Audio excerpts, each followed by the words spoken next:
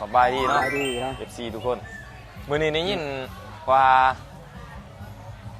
เขามาลงทานเนาะอยู่ที่วัดป่าแสงธรรมที่ดอนตลาดแขวง ไอ้ว่ามันเปื่อย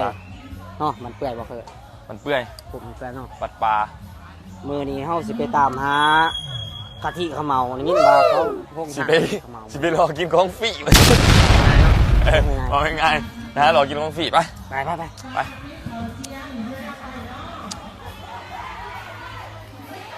จริงงั้น ไป เป่าไม้เฮากะทิขมเมาเนาะมื้อนี้เนาะ ดีกับเมาครับอีจังแล้วยังเนี่ยนี่ อย่างงี้เขาเว้าหลายอย่างหลายเนี่ยอยู่ จำจะกินมื้อนี้กูจะกาแฟกาแฟ งั้นยังดูปากเลยแล้ว กะจีก็มีเนาะ ก็เปลี่ยนกล่องดังเบิ่ง กะจีก็มีได้ เป่าไม้เฮาซิกเนเจอร์เฮาขมเมามัน มูกินว่าข้าวจี บ่กะทิบ่เฮ็ด โอ้เลือกกินแต่ของดีๆวะนี่โอ้โห มันแหละ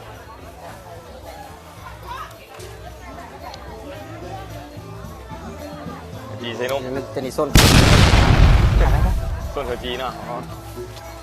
ยินดีต้อนรับพงทานข้าวจี ยังว่าสิบ่กันเขาเมามันสิเบิดก่อน ใช่ขมเหลาอีใส่ จักแล้วจังว่ายังหาอยู่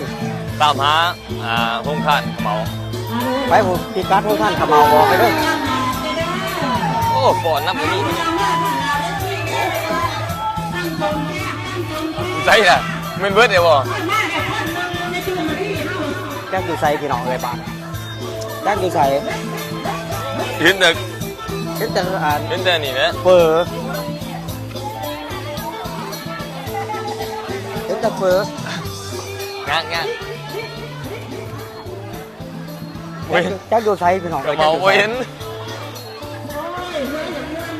ตามหาคนพงทานขมเหลาเห็น หา บ่ ขมเมาบ่ เห็นบ่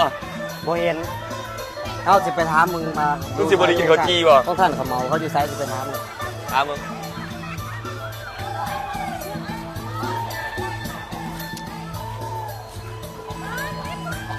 อยู่ใส่บ่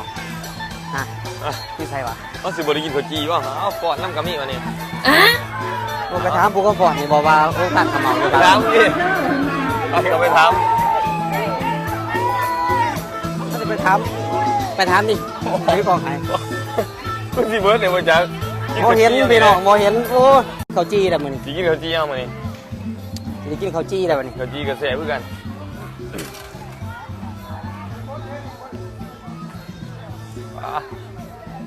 ได้ใช่สิได้กินข้าวจีเดี๋ยววันนี้นี่กระเป๋าใส่เบิร์ดอ่ะ นี่ถามผู้เขา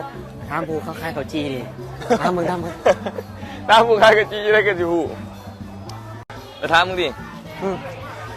เอาผู้ใดนี่เดี๋ยวคือเอาลูกยังมานำ ลูกไม้โอ้ ไม่ ได้ไปสกัดไป คือเอาคุณมานำไปถามมึง ถามมึงที่บัวจากก่อน บนยักษ์บนเขาข้าวจีนี่เนี่ย จะได้กินข้าวจี้แล้วมันพี่น้องเลยให้คิดผู้สิย่างหัว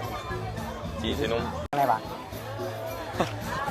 เอาข้าวจีนี่ บัวหามถามเขา ถามโดด เอาข้าวจี้เอาอยู่ปะ เอา อยู่ปะ เอา จะก่อน สองก่อน เอาสองก่อนเอาอะไรแต่กินเบิร์ดหรอ เอาพุละก้อน โอ้เมียนติ ไม่กินเหรอ กิน โอ้ปาดเป็นปาดเนาะ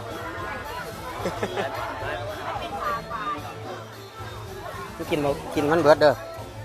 สองก่อนผู้ละสองบอก พุละก้อน ผู้ละก่อนเนาะ เอายังไงกินบ่เบิร์ด เอา จีใส่นมกินเมื่อไหร่ บ่ได้กินแต่ข้าวเมาได้กินข้าวจี้ข้าวเมามันเบิร์ด จะไหนแซ่บอยู่วะ